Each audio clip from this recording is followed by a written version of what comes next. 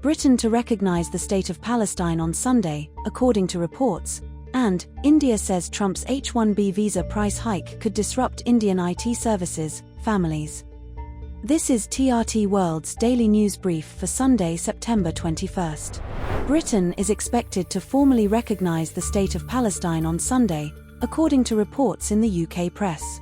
It would mark a major policy shift, one that Israel, a longtime ally of Britain, strongly opposes. Prime Minister Keir Starmer had already signaled this move back in July. At the time, he said recognition would go ahead if Israel failed to make meaningful progress toward a ceasefire with Palestinian resistance group Hamas by the UN General Assembly in September.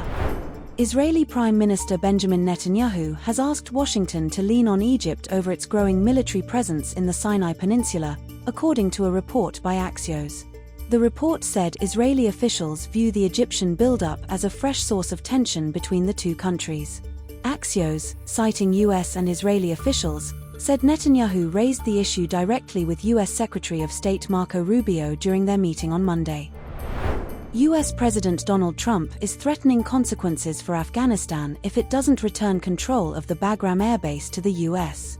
Posting on Truth Social, the US president warned that bad things would happen if Afghanistan refused to hand it back, insisting the base belongs to the country that built it, the United States. Just a day earlier, Trump said talks were already underway about re-establishing a smaller American presence at Bagram.